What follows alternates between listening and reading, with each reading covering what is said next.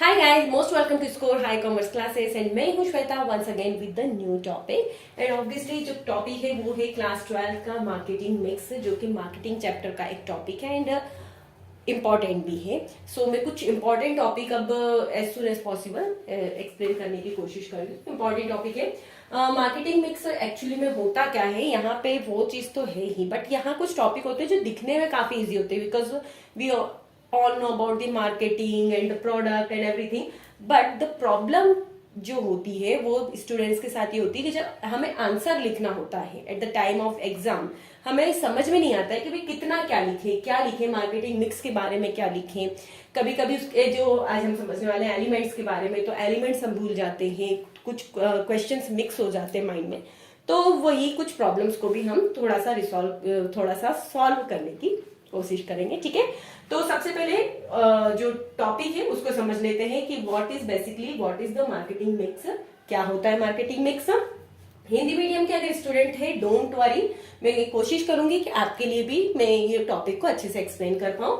सो हिंदी में से कहते हैं विपणन मिश्रण। ओके, बट सॉरी, सबसे पहले अगर आपने अभी तक चैनल को सब्सक्राइब नहीं किया है तो प्लीज सब्सक्राइब कर लीजिएगा और ज्यादा से ज्यादा शेयर कीजिएगा अपने फ्रेंड्स के साथ जो भी ये टॉपिक्स वगैरह समझने चाहते हैं। और जिन लोगों ने सब्सक्राइब कर रखा है उनको थैंक यू सो मच और जो लोग शेयर कर रहे हैं उनको भी thank you so much. Okay, so without any further delay अब हम अपना टॉपिक जो है वो स्टार्ट कर देते हैं।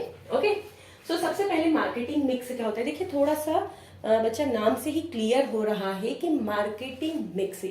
पहली चीज तो मार्केटिंग है, जो बेसिकली जो मार्केटिंग होती है वही मार्केटिंग है ये। एंड मिक्स, अब इसमें मिक्सचर है, क्या चीजें मिक्स है। सो मार्केटिंग करने में जो चीजें बेसिकली मिक्स होती है जिससे कि प्रोडक्ट और ज्यादा प्रमोट किया जा सके, प्रोडक्ट और ज्यादा उसकी सेल्स बढ़ाई जा सके, ये वही मार्केटिंग मिक्स है। ठीक है, now marketing mix refers to the set of marketing tools that a firm uses to pursue its marketing objective in the target market. It include different decision variable used to earn maximum profit. Okay, so मतलब set of marketing tools है, मतलब ऐसे marketing tools जिनका एक firm use कर रही है अपने मार्केटिंग ऑब्जेक्टिव्स को या अपना जो टारगेट मार्केट है उनको हासिल करने के लिए, टारगेट मार्केट में अपने मार्केटिंग ऑब्जेक्टिव को अपना टारगेट पूरा करने के लिए। Okay, now it include different decision variable. तो इसमें बहुत सारे टाइप के डिसीजन लेने होते हैं। जो मेन बेसिक डिसीजन लेने होते हैं कि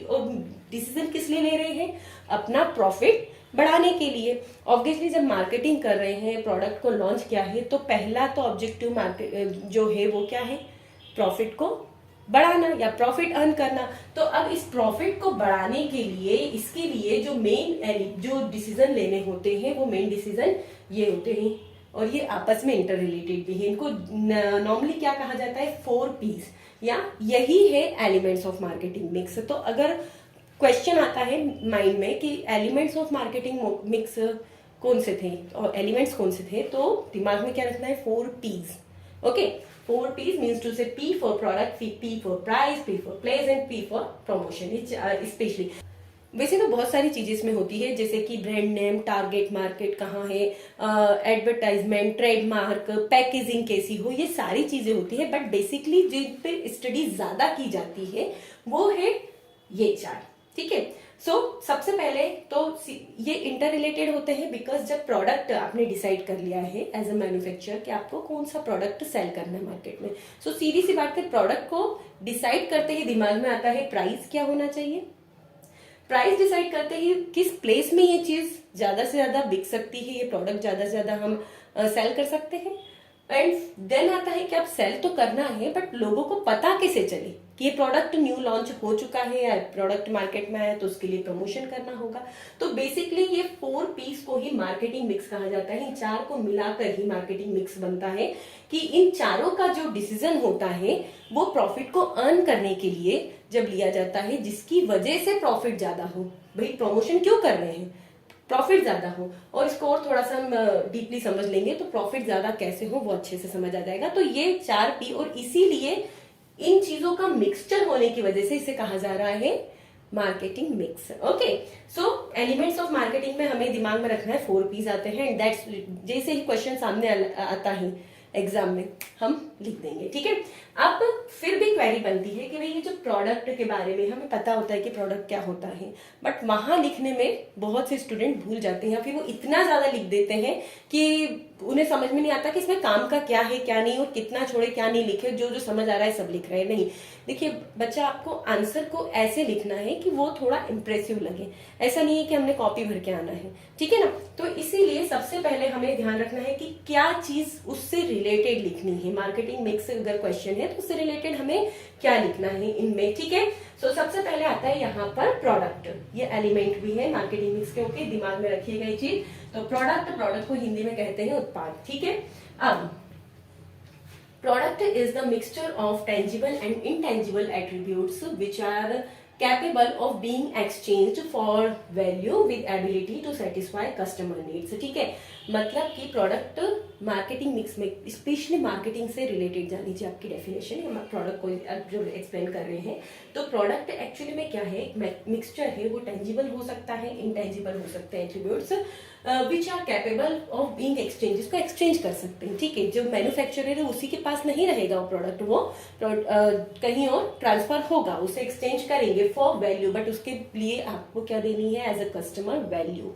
okay, with ability to satisfy customer need. अब उस प्रोडक्ट के लिए, पर्टिकुलर प्रोडक्ट के लिए अगर आप 1000 रुपीज भी पे कर रहे हैं तो वो 1000 रुपीज आपको लग रहा है कि उस चीज, वो उस पर्टिकुलर जो आपके लिए इतना हेल्पफुल है 1000 रुपीज जितना, तभी आप 1000 देने को रेडी होंगे, अदरवाइज नहीं। अगर कोई चीज की वैल्यू आपको 1000 की लग ही नहीं रही है तो आप क्यों 1000 पे करेंगे, राइट। तो इसी वजह से प्रोडक्ट जो है पर्टिकुलर इस टाइप से बनाया जाता है कि कस्टमर उसको पे करने के लिए उसको उतना वैल्यूएबल लगे। अगर उसकी क्वालिटी नहीं है उतनी हाई, जितना कि मैंने कहा कि अगर 1000 की बात करें, 2500, जितनी भी उसकी क्वालिटी उस टाइप की लगना चाहिए कि कस्टमर उसके पे करने के लिए, उतना पे करने के लिए रेडी हो जाए। ओके, सो प्रोडक्ट के बारे में अगर आपको लिखना है तो यहाँ पे मेन चीज ये 2 लाइन नहीं, बट इसी टाइप से इसको और एक्सप्लेन करना है, डिपेंड करता है क्वेश्चन कितने नंबर में आया है। ठीक है, तो प्रोडक्ट के बारे में ये सफिशिएंट है कि हमको बस इतना समझाना है कि मार्केटिंग मिक्स में प्रोडक्ट